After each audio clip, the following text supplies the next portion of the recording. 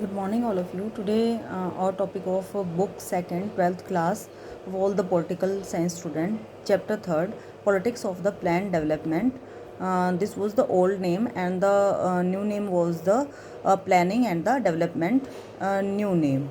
But now the CBSE also changed the name also. Now it is the name of the politics of the planned development.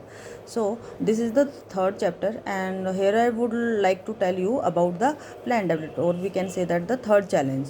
The first one is the after independence. What happened after independence? We had the three challenges, and the first one was the unification of the country, and the second challenge was the what about the political parties, or we can say that the era of one party domination.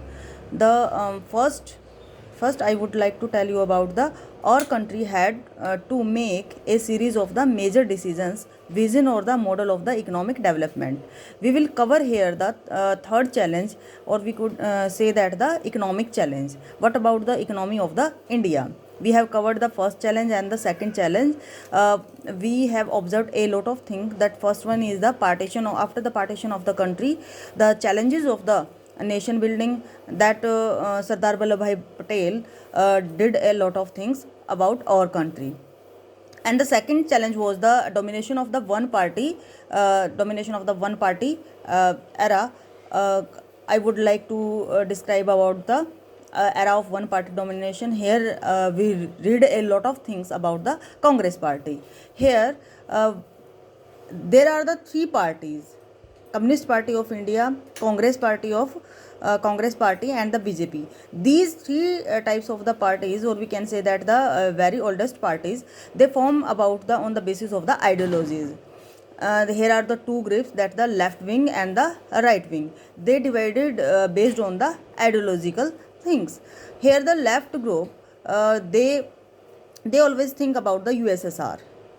As you know that about the USSR and the USA, that time after 1947 to 1991, there was the time period of the Cold War era. The Cold War era time period, then the USSR, that has a particular ideologies, socialism, and the USA, that has the ideology of the capitalism.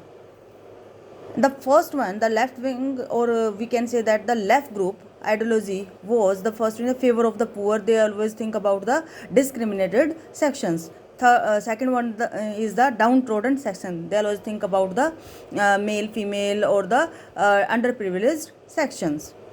They always need the support of the government, that how much should government support, and the policies for the benefit of these sections. And the right wing, this group's ideology is a free competition and the market economy ensure progress. For example, the USA, they are always think about the capitalism or privatization. Second one is the government should not unnecessarily intervene. There should not any type of the government intervention. For example, 90, if we are having the 100% government authority, then it means that 90% should be the privatization, and 10% there should be the intervention of the government.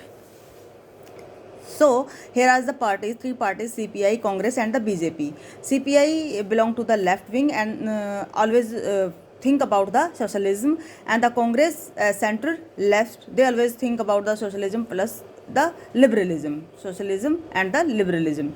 BJP, Bharatiya Janata Party, is belong to the right wing, and her, and we can say that the BJP's policy regarding the conservative thinking, or we can say that the ideology, the BJP's ideology based on the old things.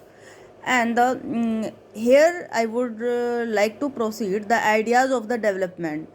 There were if we talk about the economic development, there are the two things: the industrialist and the Adivasis. What about the industrialists? If we set up of the industrialization, or we go for the progress of the industries, or progress of the modernization, then what about the Adivasis or scheduled tribes? They are living in the forest. Then what about it? There are the two types of the question, that the development and the Adivasis.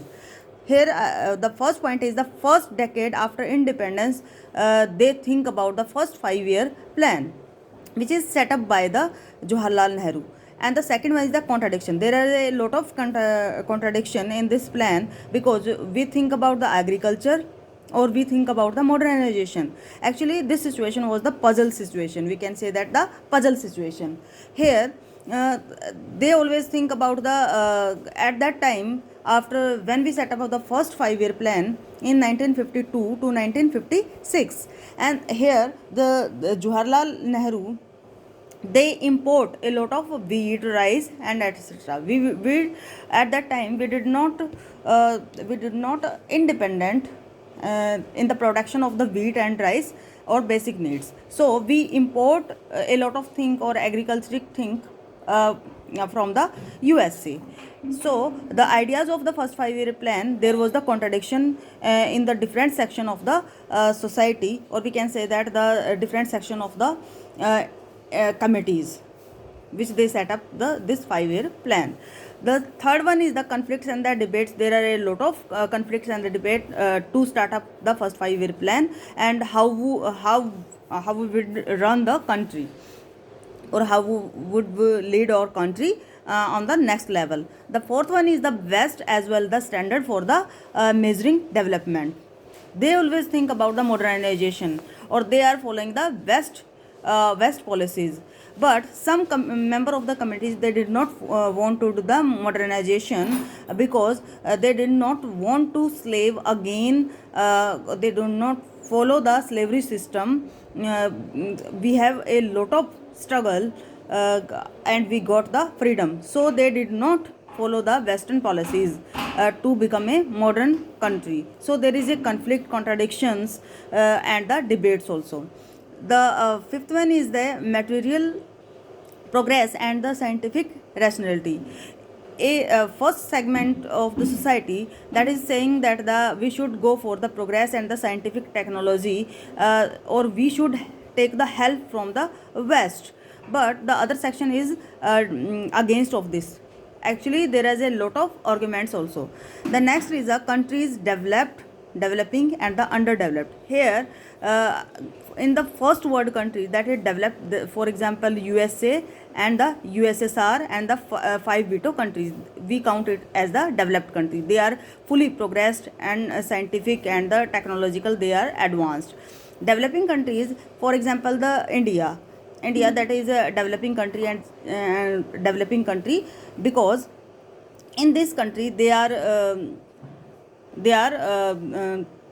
free. They are freed at that time from the slavery system, and they are thinking about the planning economic development, or they wanted to fulfill their basic needs. So we count it as a second world country. Country, that is we call the developing country. And the last country is the underdeveloped country. They are now, they did not free in 1947, and they are having they are very poorest countries. Then we can say that the Syria, for example. So this is your topic regarding the third challenge, development.